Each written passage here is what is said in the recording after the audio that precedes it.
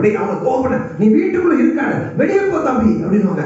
அப்பா சந்தோஷம், கிரிக்கெட் விளையாட போயிடுறது. அப்புறம் அங்க சண்டை இங்க சண்டை. அப்படின்னா பிள்ளைகள் பெற்றோருக்கு கீழ்ப்படிங்க. அதே சமயத்துல பெற்றோர்களை பிள்ளைகளை கோபமூட்டாதிருங்கள். அந்த பன்றி மட்டும் அன்னைக்கு அட்ஜஸ்ட் பண்ணியிருந்தா அவன் எங்க வந்திருக்க மாட்டான்? அப்பா வீட்டுக்கு வந்திருக்க மாட்டாங்க. புரிஞ்சுதா? சொல்ற புரிஞ்சா இல்லையா? பண்ணி சரிப்பா, நீ ஆளுக்கு பாதி 50-50 நம்ம ஷேர் பண்ணிக்கணும் இருந்தா அவன் அப்பா வீட்டுக்கு வந்திருக்க முடியாது. அப்ப நமக்கு கிடைக்காதனாலதான் ஆலயத்துக்கு வரும். ஆலயத்தை சம்பூர்ணமாய் கர்த்தர் அருள் செய்வார். ராமன் சொல்லுங்களேன். ஐயா, கர்த்தர்களை நேசிக்கிறாரியா? ஹல்லேலூயா. உங்களை தெரிந்து கொண்டேன் என்ற வார்த்தையை கர்த்தர் கொடுக்கிறாரு. ராமன். ஹல்லேலூயா. பல பிரச்சனை, பல போராட்டம், பல நாட்கள் புத்தி இல்லாதவன் நடந்தேன். அந்த தொழில் இந்த தொழில் எல்லாத்தையும் செஞ்சு எல்லாமே நடுத்தருல போய் தூக்கு மாட்டி ஒரே ஒரு முறை சொல்லி சீக்கிரமா முடிக்கிறேன். ஒரு முறை என்ன ஃபேன்ல ஹேங் பண்ணிட்டேன். கதவு சாத்தியாச்சு. பல லட்சம் ரூபாய் கடன். எங்க அம்மா சொன்னாங்க, தேவையில்லாத வேலை உனக்கு, அப்ப வாங்கம்மா அப்படின்னாச்சு. நான் 1 ரூபாய் 2 ரூபாய் 2 ரூபாய் 4 ரூபாய் தயவு செய்து பெரிய மாணவர்கள் அந்த மாதிரி ஏதாவது இருக்கும் பழக்கத்தை விட்டுருங்க. ஒன்றும் செய்ய முடியல.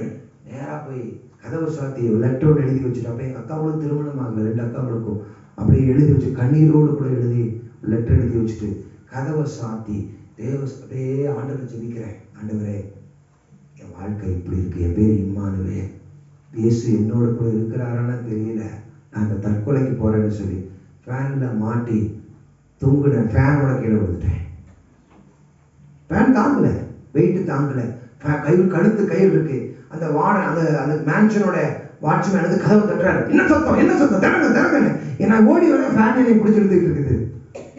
ஃபேன் அப்படி பிடிச்சி இழுத்துக்கிட்டு இருக்குது. இழுத்து நான் ஃபேனோட வந்து சரி கதவு திறந்தா அது வந்து ஃபர்ஸ்ட் என்ன தெரியுமா பார்த்தாரு? என்னையே பார்க்கல, ஃபேனை பார்க்கறாரு. 1500 ரூபாய் ஃபைன். தேவையா? கவனிக்கிறீங்களா? அப்பதான் கர்த்தர் சொன்னாரு, உன் பேர் என்ன? என் பேர் இம்மானுவே. என்னை அல்லவா, கவனிக்கிறீங்களா? என்னை அல்லவா நீ மரணத்துக்கு கொண்டு போயிட்ட. அன்னைக்கு மனம் திரும்பினேன்.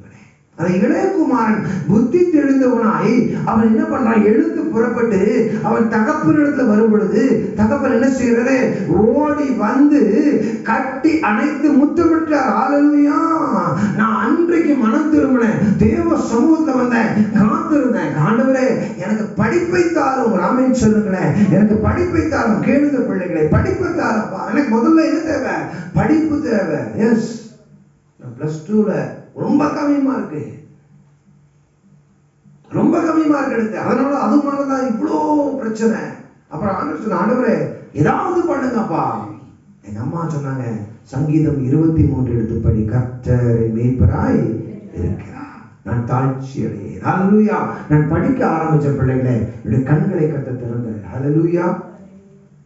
நான் டிப்ளமோ ஜாயின் பண்ணாங்க. டிப்ளமோல ஃபர்ஸ்ட் கிளாஸ். இதை நான் பெருமைக்காக சொல்ல, கர்த்தருடைய நாம மகிமைக்காக. அதே காலத்தில் கர்த்தர் இன்ஜினியரிங் கொண்டு போனாரு, MBA படிக்க வச்சார். நல்ல உயர்வான பதவி கொண்டு போய் கர்த்தர் சொன்னாரு, என்னுடைய ஊழியத்துக்கு நீ வரையாண்டாரு. நான் வந்தேன். ராமன் சொல்லுங்களேன். நான் எல்லாவற்றையும், நான் கிறிஸ்துவை அறிகிற அறிவின் மேன்மைக்காக நான் எல்லாவற்றையும் நஷ்டமும் குப்பையுமாய் எண்ணி நான் வந்தேன். இன்னைக்கு எனக்கு எந்த குறைவின்றி நான் இயேசு கிறிஸ்துவை நடத்துகிறார். ஹல்லேலூயா. இன்றைக்கு அதே ஆண்டவர் உங்களை அழைக்கிறார்.